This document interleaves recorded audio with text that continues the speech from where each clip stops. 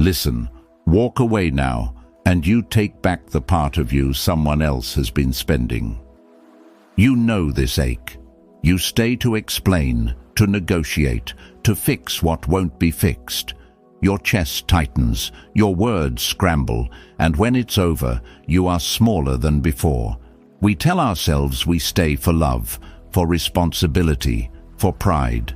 But most often we stay because leaving feels like failure. Stoicism says otherwise. Sometimes leaving is the truest act of love you can offer yourself. This is not spectacle. It is not a dramatic exit staged for revenge. It is quiet, deliberate, surgical. You close the door on the habit of sacrificing your peace to someone else's weather. You don't announce it with a speech. You don't wait for permission. You simply stop providing the fuel for their storm. Musonius Rufus said, "Living well requires prudence and justice. Walking away is both." It is prudence because you stop wasting your time convincing the unconvincible. It is justice because you refuse to spend your life subsidizing the chaos of another soul. Zeno taught that to live according to nature is to live by reason. Nature sheds what is rotten. You are part of that same logic. Not cling, but let go. Think of the last time you argued in circles with someone who had already decided their verdict. You gave them the stage. You traded your presence for an illusion of control. The Stoic asks, what does this cost me? Time, energy, calm, the currency of a life. Seneca warned us against squandering time.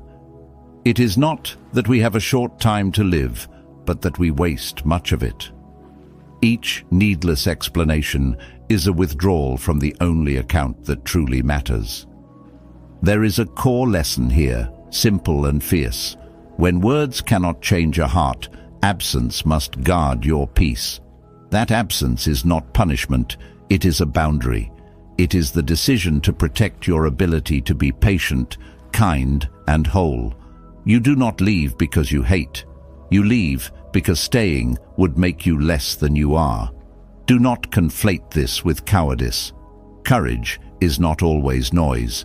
Sometimes the bravest thing is to walk away from a battlefield you cannot win without becoming who you despise. Marcus Aurelius wrote, "Waste no more time arguing about what a good man should be. Be one." Walking away is being, choosing dignity instead of spectacle.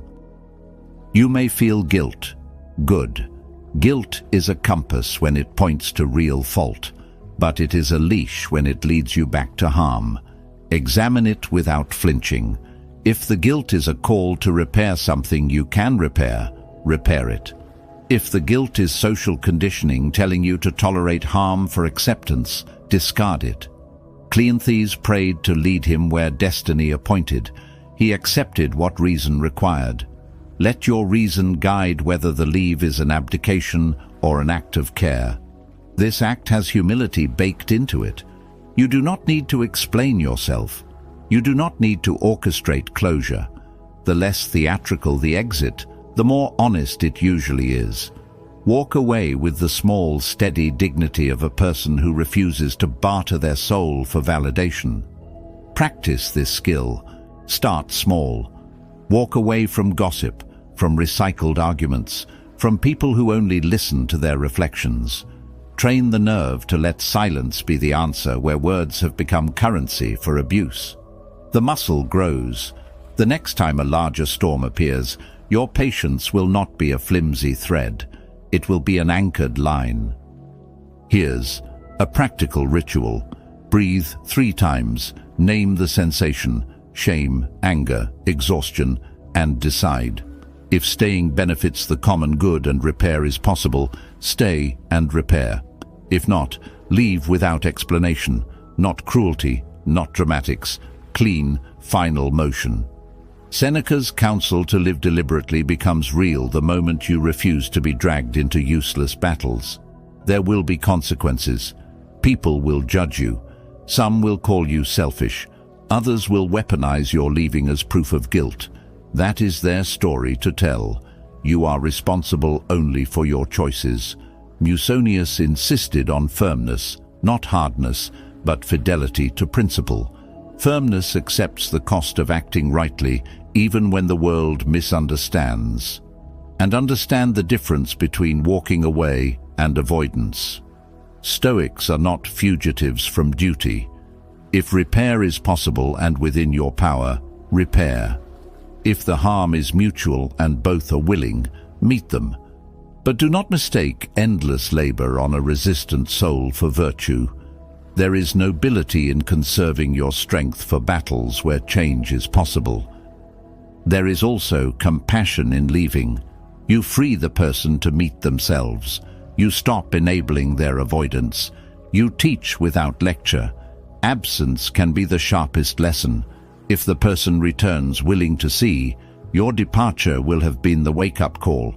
If they do not, your life is preserved, and that is itself an ethical act. Remember the physician who treats but does not become infected. You cannot heal others if you carry their illness. Your clarity is serviceable only when intact. Walking away keeps you able to help when a real opening appears. It prevents you from dissolving into perpetual rescue. Do not confuse silence for surrender. Silence can be a statement. It can be a fortress. Cleanthes' surrender to the natural order was not resignation. It was acceptance of what reason demanded. Likewise, your walking away can be acceptance. Acceptance that some things cannot be fixed by you, and that you will not accept the erosion of your character to attempt the impossible. Reconciliation is possible, but it must be mutual. If the other person meets you with truth and change, your absence becomes fertile ground for a new beginning. If not, let your exit stand as the boundary it was meant to be.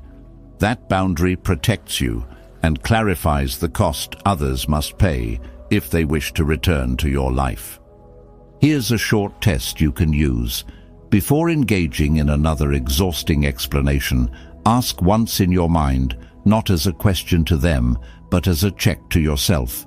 Does staying protect the good? If the answer is no, leave. This is not a plea for avoidance. It is an instruction in moral economy. There will be loneliness sometimes. That is unavoidable. Choosing integrity often separates you from companions who prefer the theater of drama to the discipline of truth. But solitude is not failure. It is the quiet room where you repair and become useful again. Walk away when staying costs you yourself. No speeches, no warnings, no drama. Let your absence say what your words no longer can. Control your mind, or it will control you.